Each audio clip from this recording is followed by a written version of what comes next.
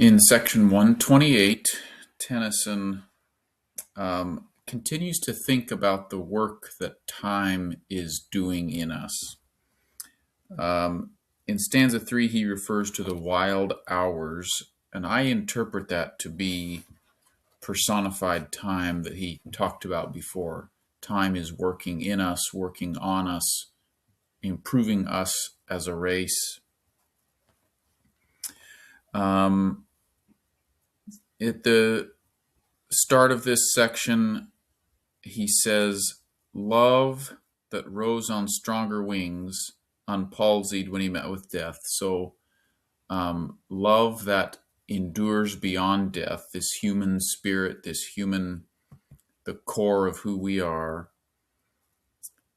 is comrade of the lesser faith that sees the course of human things. So he has a stronger faith in the immortality of the soul, but a lesser but a companion faith in the onward progress of humanity through all the churnings and the roilings and the struggles that come with time.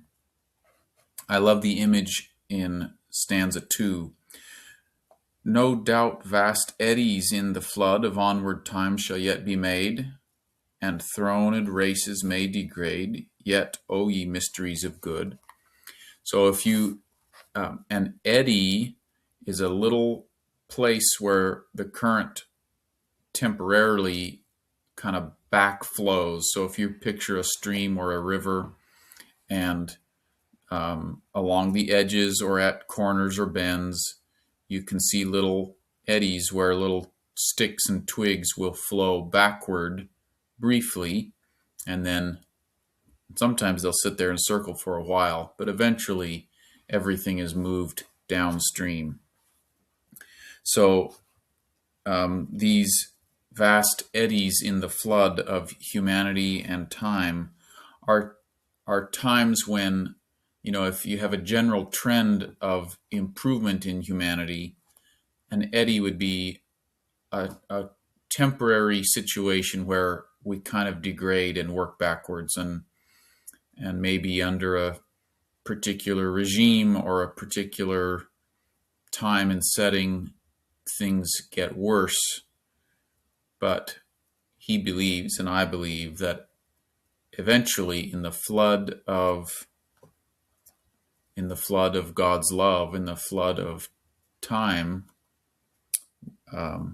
we will make progress. The last half of this section, he's saying, if time's only effect is superficial, if it's only a brief little temporary improvement here or there, then he casts his scorn. He would be very put off and angry, and he would scorn that kind of a plan or that kind of a situation. If all time is doing is to make old results that look new, to fool a crowd with glorious lies, if that's all time is doing, if it's all just temporary polishing on a broken core, then it's useless and it's worthless, and there's no point to any of it. This is a point he's made before, that if everything is done at death, if everything ends at death, then what's the point? What's the point of it all? He has a strong conviction that everything we're suffering, everything we're going through, is working towards some better end, some good end for us. And I love that vision. And to me, these eddies that he's talking about, I think he has in mind like world events type things. But I also think in personal lives, we see this pattern where you might go through a stage where, because of addiction or trauma, some terrible event that occurs to you, that you're in this holding pattern and you're not making any meaningful progress. Maybe you even work back for a while. And I think that's what an addiction is. You're stuck in this cycle. You try to break free, you fall back. You try to break free, you fall back. Some people die in this pattern, but many people are able to break free and move downstream.